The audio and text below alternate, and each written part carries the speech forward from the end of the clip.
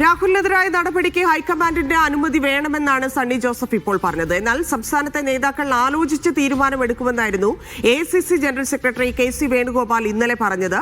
അപ്പോൾ നടപടി വൈകിപ്പിക്കുന്നത് ആരാണ്? KCയുടെ ഇന്നലത്തെ പ്രതികരണം കേൾക്കാം ആദ്യം. പാർട്ടി നേതാക്കന്മാർ ആലോചിച്ച് യുക്തമായ തീരുമാനമെടുക്കും. ഞങ്ങളെ സംബന്ധിച്ചിടത്തോളം കോൺഗ്രസ് പാർട്ടി മറ്റു പാർട്ടികളെ പോലെയല്ല. ഇവിടുത്തെ നേതാക്കന്മാർ ആലോചിച്ച് തീരുമാനമെടുക്കും.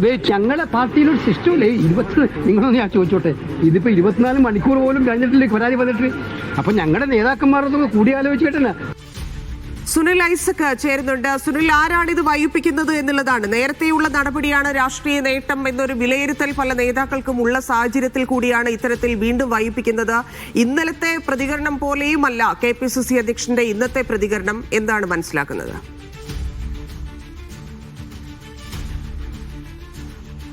ക്രൂരമായ ലൈംഗിക പീഡന ആരോപണം നേരിടുന്ന ഒരു MLA കഴിഞ്ഞ 8 ദിവസമായി പലയിടങ്ങളിൽ ഒളിവിൽ താമസിച്ചുകൊണ്ടേയിരിക്കുകയാണ്.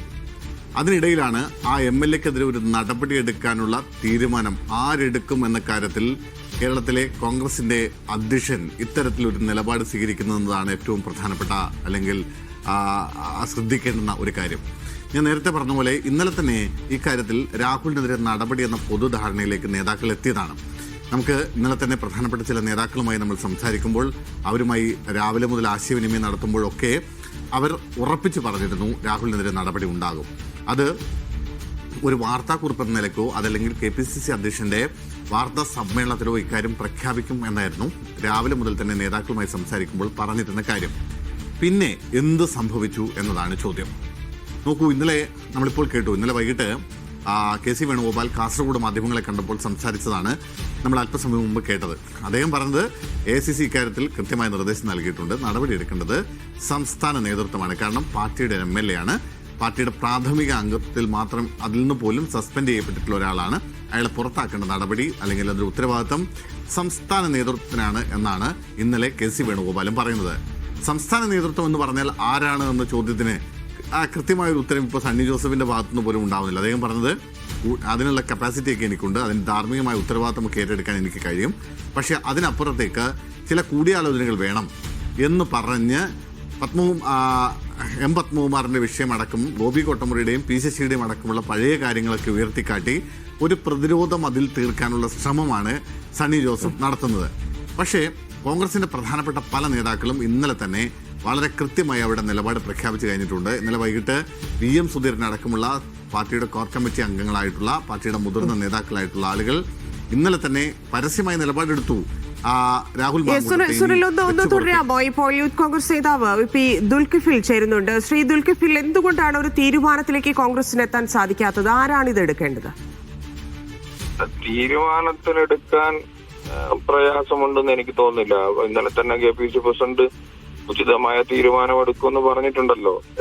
പിന്നെ ഇതിന്റെയൊക്കെ പ്രശ്നം എന്ന് പറയുന്നത്, നിങ്ങളിപ്പോ നേരത്തെ ആങ്കർ പറയുന്ന കേട്ടു, ഗോപി കൊട്ടുമറിക്കലിന്റെയും മുകേഷിന്റെ ഒക്കെ കാര്യങ്ങൾ പറയുന്നു. നമ്മൾ ആദ്യം മനസ്സിലാക്കേണ്ടത്, ഇത്തരത്തിലുള്ള സീരിയസ് ആയ അലിഗേഷൻ വരുമ്പോ രാഷ്ട്രീയത്തിൽ നടപടി സ്വീകരിക്കാതിരിക്കുകയും അതിനെ വെല്ലുവിളിക്കുകയും നിയമത്തെ വെല്ലുവിളിക്കുകയൊക്കെ ചെയ്യുന്ന ഒരു കീഴ്വഴക്ക് ഇവിടെ ഇടതുപക്ഷം ഉണ്ടാക്കി വെച്ചിട്ടുണ്ട്. സ്വാഭാവികമായിട്ടും അതുകൊണ്ട് തന്നെ ഒരു കോൺഗ്രസ് പോലത്തെ ഒരു രാഷ്ട്രീയ പാർട്ടിയിൽ ചില കൂടിയാലോചനകളും ചർച്ചകളും നടക്കേണ്ടി വരും. പൊതുസമൂഹം ആഗ്രഹിക്കുന്ന തരത്തിലുള്ള നടപടികൾ കോൺഗ്രസ് പാർട്ടി ഇതുവരെ ചെയ്തിട്ടുണ്ട്, ഇനി അങ്ങോട്ടും ചെയ്യുമെന്ന് ഇന്ന് രാവിലെ KPCCയുടെ working president Shri VC Vishwanath പറഞ്ഞിട്ടുമുണ്ട്. അപ്പോ അതിന് കൂടിയാലോചനയ്ക്ക് എടുക്കുന്ന സമയത്തിനപ്പുറത്തേക്ക് ഇതിൽ മറ്റൊന്നുമില്ല എന്നുള്ളതാണ് മനസ്സിലാക്കേണ്ടത്.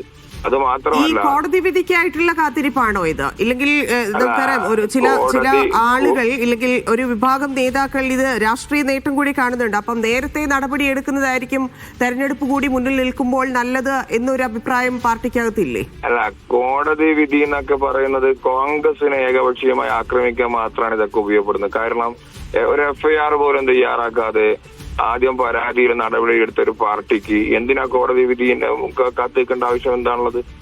ഒരു പാർട്ടിയാകുമ്പോൾ സ്വാഭാവികമായിട്ടും ഒരു പരാതി വന്നു 24 മണിക്കൂറിനുള്ളിൽ DGPക്ക് കൈമാറി.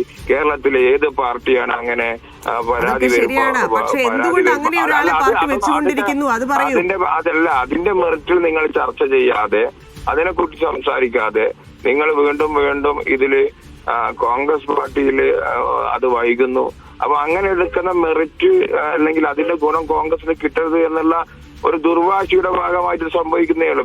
ഇതിലൊരു ദുർവാശിയോ ദുരുപയോഗം ഒന്നുമില്ല ദുൽഖിഫിൽ. ഒറ്റ ചോദ്യമേ ഉള്ളൂ. താങ്കൾ വെറുതെ പുറകോട്ടൊക്കെ പോവുകയാണ്. ഒറ്റ ചോദ്യമേ ഉള്ളൂ. ഇതിൽ ആരാണ് തീരുമാനമെടുക്കേണ്ടത്? കോൺഗ്രസിന് എന്തുകൊണ്ട് തീരുമാനമെടുക്കാൻ സാധിക്കുന്നില്ല? നിങ്ങൾ പിറകോട്ട് പോകുന്ന പറയുമ്പോൾ ഞങ്ങൾ നടപടി എടുത്തിട്ടാണ് പിറകോട്ട് പോകുന്നത്. നിങ്ങളെ മുമ്പിൽ നടപടിയില്ലേ? ഒരു പരാതി പോലും ഇല്ലാതെ സസ്പെൻഡ് ചെയ്ത സമയത്ത് പറഞ്ഞു പാർലമെന്റ് പാർട്ടിയിൽ നിന്ന് മാറ്റി നിർത്തൂല, കോൺഗ്രസ് ഭിന്നതാണ്, പാർലമെന്റ് പാർട്ടിയിൽ നിന്ന് മാറ്റി നിർത്തി. ആ സാഹചര്യമൊന്നുമല്ല ദുൽഖിഫിൽ ഇപ്പോൾ. ആ സാഹചര്യമല്ല. താങ്കൾ കേട്ടില്ലേ? ആ ഓഡിയോ കേട്ടില്ലേ? ആ എഫ്ഐആറിലുള്ള കാര്യങ്ങൾ താങ്കൾ കണ്ടില്ലേ? രണ്ടാമത്തെ കേസ് KPCCക്ക് നേരിട്ട് അയച്ച കത്താണ്. ആ കത്ത് ഇന്നലെ വീണ്ടും കേസ് എടുത്തിരിക്കുന്നു. അത് താങ്കൾ കണ്ടില്ലേ? ആ സാഹചര്യമല്ല, ഒരാഴ്ച മുമ്പത്തെ കാര്യമല്ല ഇത്. ആ കത്ത് ആരാണ് കൈമാറിയത്? DGPക്ക് കോൺഗ്രസ് പാർട്ടി. അങ്ങനെ കൈമാറിയ കോൺഗ്രസ് പാർട്ടിക്ക് എന്തുകൊണ്ട് ഇങ്ങനെ ഒരാളെ, ഇങ്ങനെ രാഹുൽ മാങ്കൂട്ടത്തിനെ പോലെ ഒരാളെ പിന്നെ എന്തിന് പാർട്ടിയിൽ വെച്ചുകൊണ്ടിരിക്കണം? എന്തുകൊണ്ട് നടപടി എടുക്കുന്നില്ല? ആരെടുക്കണം? ആർക്കാണ് കൺഫ്യൂഷൻ? യെസ്, അദ്ദേഹം പഴയ കാര്യങ്ങൾ മാത്രം പറഞ്ഞുകൊണ്ട്, അതായത് കോൺഗ്രസ് പാർട്ടിയെ ഇവിടെ തകർക്കാൻ ശ്രമിക്കുന്നു എന്നുള്ള രീതിയിൽ അദ്ദേഹം സംസാരിക്കുന്നു. അതല്ല, അതിനപ്പുറത്തേക്ക് നടപടി എടുക്കേണ്ട ഉത്തരവാദിത്തം ആർക്കാണ്? ആരാണ് ആ പാർട്ടിയിൽ നടപടി എടുക്കേണ്ടത്? ആർക്കൊക്കെയാണ് അതിൽ അഭിപ്രായ വ്യത്യാസമുള്ളത്? എന്തുകൊണ്ട് ഒരുമിച്ചൊരു തീരുമാനത്തിലേക്ക് എത്താൻ സാധിക്കുന്നില്ല എന്നുള്ള ചോദ്യമായിരുന്നു. ദുൽഖിഫിൽ വീണ്ടും ചേരുന്നുണ്ട്. ദുൽഖിഫിൽ, എന്റെ ചോദ്യം വളരെ ക്ലിയർ ആണ്.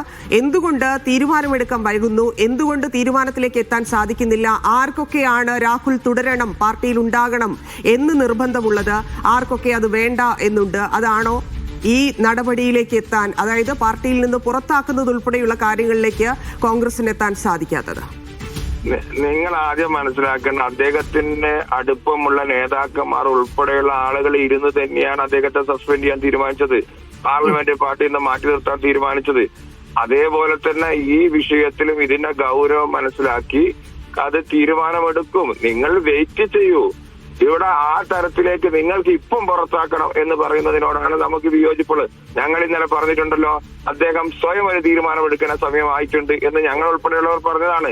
അപ്പൊ ഒരു പാർട്ടി ആകുമ്പോ സ്വാഭാവികമായും എല്ലാവരോടും ആലോചിച്ചിട്ട് ഒറ്റക്കെട്ടായി തീരുമാനമെടുക്കണം. ഇല്ലെങ്കിൽ നിങ്ങൾ പറയും കോൺഗ്രസിൽ അതിലും ഭിന്നത, നിങ്ങൾ തന്നെ ബ്രേക്കിംഗ് ന്യൂസ് കൊടുക്കും. ദുൽഖിഫിൽ, ഏത് സമയമാണ് കാത്തിരിക്കുന്നത്? എന്തുകൊണ്ട് ഇത് ഉചിതമായ സമയമല്ല എന്ന് പറയുന്നു?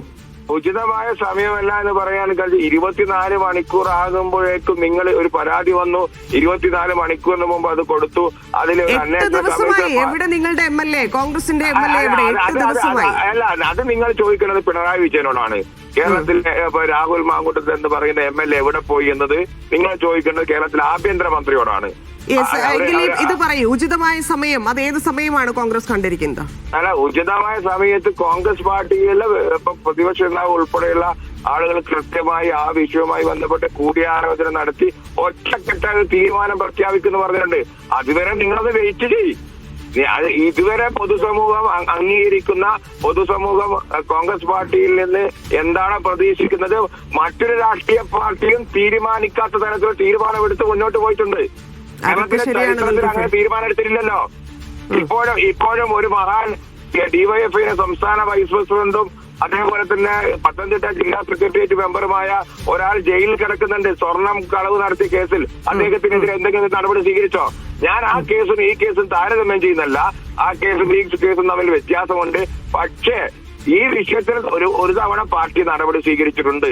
ഇനി അടുത്ത നടപടിയിലേക്ക് പോകും എന്ന് കൃത്യമായി നേതാക്കന്മാർ പറയുമ്പോൾ അതിന്റെ ഒരു ആലോചനക്ക് വേണ്ടിയുള്ള സമയമാണ് പാർട്ടി നോക്കുന്നത്.